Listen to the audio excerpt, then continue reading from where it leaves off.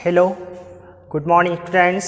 आज हम क्लास 9 में आपके बायोलॉजी में जो है अभी तक पढ़ रहे हैं स्थायी ऊतक, जिसमें आपका सरल स्थायी ऊतक जिसके 3 प्रकार होते हैं, मृदूतक, स्थूल कोणोतक और दृढ़ोतक। और उसमें तीनों प्रकारों में से आप पहला प्रकार यानी मृदूतक बढ़ चुके हो, तो उसी क्रम में आज हम दूसरा और तीसरा यानी स्थूल कोणोतक तथा दृढ़ोतक दोनों के बारे में देखेंगे।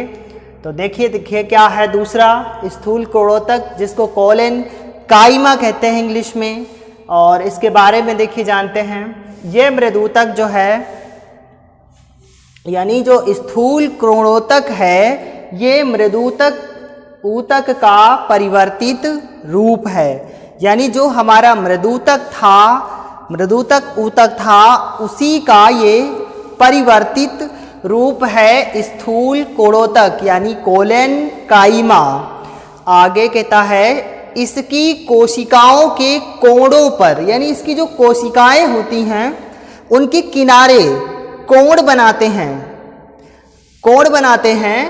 उन कोणों पर सेलुलोज व पैक्टिन के अधिक मात्रा में एकत्रित होने से कोनों पर कोशिका भित्ति अधिक मोटी हो जाती है। यानी जो स्थूल कोणोतक ऊतक है, इसकी जो कोशिकाएं हैं उनके किनारों पर जो है सेलुलोज और पैक्टिन, देखिए ये स्थूल कोणोतक की कोशिकाएं बनी हुई हैं षटभुजाकार जैसी संरचना के रूप में, जिसमें देखिए इनके जो कोण हैं यानी ये सब ट्रायंगल्स बना रहे हैं, कोण बना रहे हैं। इन कोणों पर सेलुलोज और पैक्टिन पदार्थ जो है अधिक मात्रा में जमा हो जाता है, एकत्रित हो जाता है, और कोनों पर जो इनकी कोशिका भित्ति है इसी कारण से क्या हो जाती है, मोटी हो जाती है। तो देखिए कोनों पर क्या है, कोशिका भित्ति जो है ये मोटी दिखाई दे रही है, और ये क्या है, स्थूलन।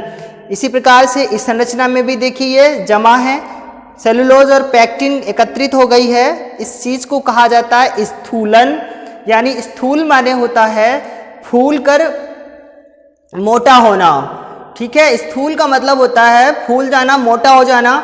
तो जहां पर पैक्टिन और सेलुलोज पदार्थ जमा हो जाता है, इकट्ठा हो जाता है, वो स्थान पर जो है कोशिका भित्ति मोटी हो जाती है, और वो जो जमा होने का स्थान है वो कोशिकाओं के कोणों पर जमा होता है। कहाँ जमा होता है, देखिए यहाँ पर ये कोशिकाएं हैं और उन्हीं जगह पे जमा हुआ जहाँ पर कोई ना कोई कोण बन रहा है। देखिए यहाँ पर ये कोण बन रहे हैं, ठीक है। इसी प्रकार से इस संरचना में भी देखिए, इस संरचना में सब कोण बना रही हैं जो संरचनाएं, उन्हीं कोणों पर सेलुलोज और पैक्टिन पदार्थ जमा हो गया है, और वो स्थान यानी उस स्थान की कोशिका भित्ति, कोणों की कोशिका भित्ति मोटी हो गई है।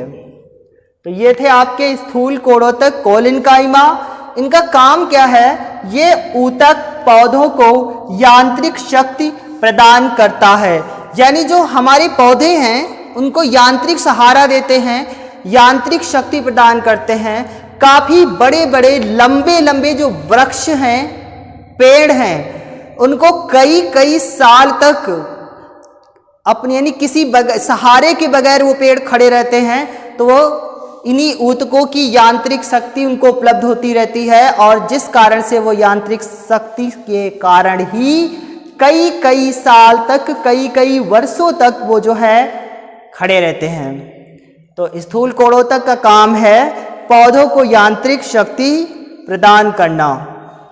और इसके साथ साथ इसकी क्या विशेषता है कि यह ऊतक जो है शाकीय पौधों की बाह्य त्वचा के नीचे तथा पत्तियों के पर्णवृंत में मिलता है।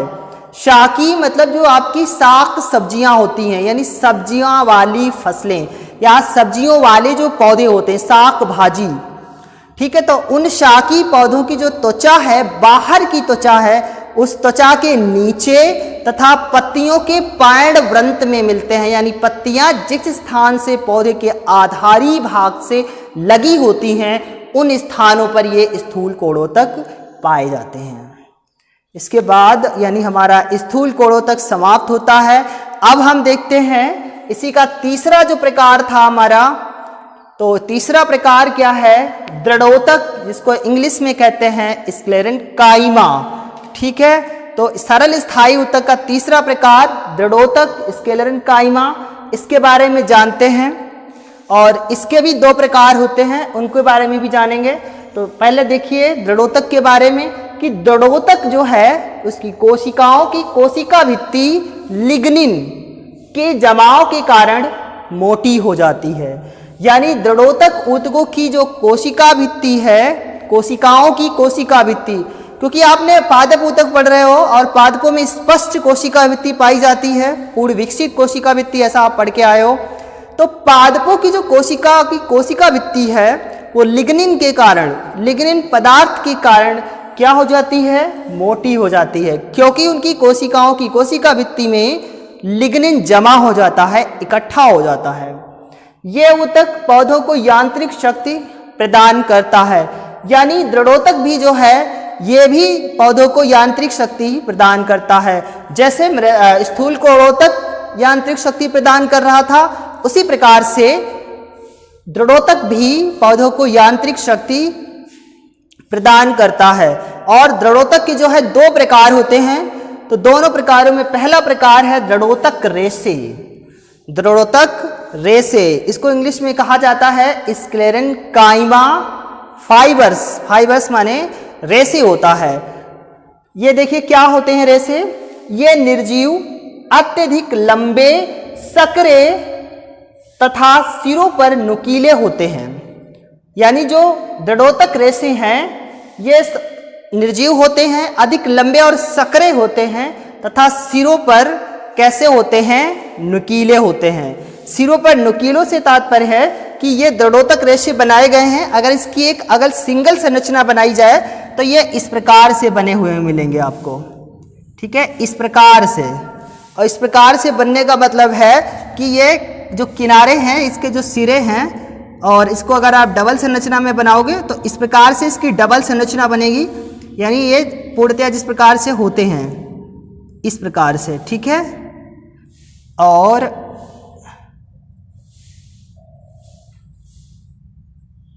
ये ऐसा देखिए इस प्रकार से बनेगी इसकी संरचना, जो कि देखिए क्या है, यहाँ भी नुकीला है ये और यहाँ भी नुकीला है। यानी इसमें से एक अगर सिंगल हम रेशे को ले लें, दृढ़ोतक रेशे को, तो इस प्रकार से इसकी संरचना का निर्माण होता है।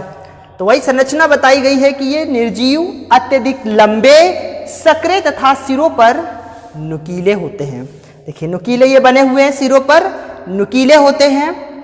ये पौधों को मजबूती प्रदान करते हैं। यानी इनका जो दृढ़ोतक रेशे हैं, इनका काम होता है ये पौधों को मजबूत बनाते हैं, यानी उनको यांत्रिक शक्ति प्रदान करते हैं, जिससे पौधे मजबूत होते हैं। और उदाहरण में पटसन, अलसी व भांग, अलसी, भांग व नारियल के रेशे।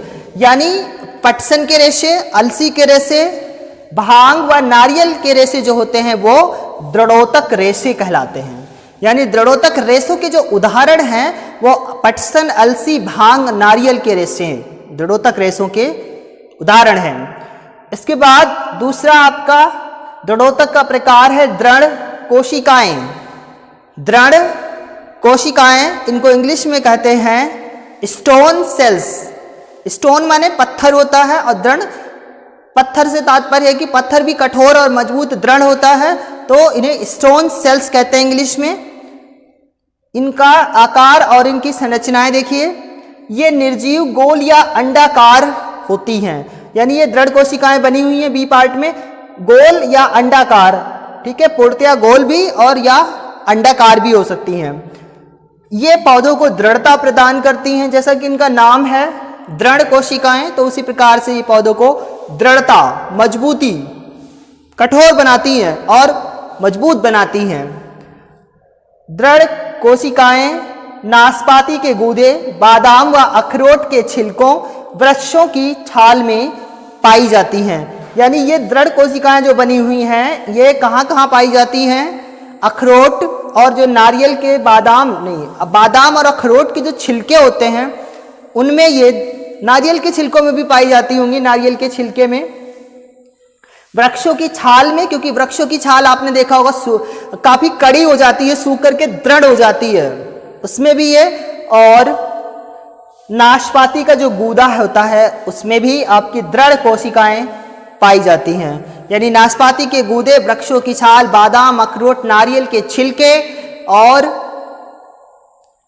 वृक्षों की कड़ी कड़ी जो छाल उसमें ये पाई जाती हैं। तो ये संरचनाएं बनी हुई हैं। ये दृढ़ोतक रेशे की संरचना है जो कि लंबे, नुकीले, सकरे, पतले होते हैं। और दृढ़ कोशिकाओं की संरचना जो कि निर्जीव, गोल या अंडाकार होती हैं। तो इस प्रकार हमारे स्थूल कोरोतक कोलिनकाइमा और दृढ़ोतक स्क्लेरेनकाइमा दोनों आज समाप्त होते हैं। आप इन दोनों के चित्र भी आप साफ सुथरे बनाना अपनी कॉपी में। तो इसी के साथ आज का वीडियो समाप्त होता है। आपको मिलते हैं अगले वीडियो में एक नए टॉपिक के साथ।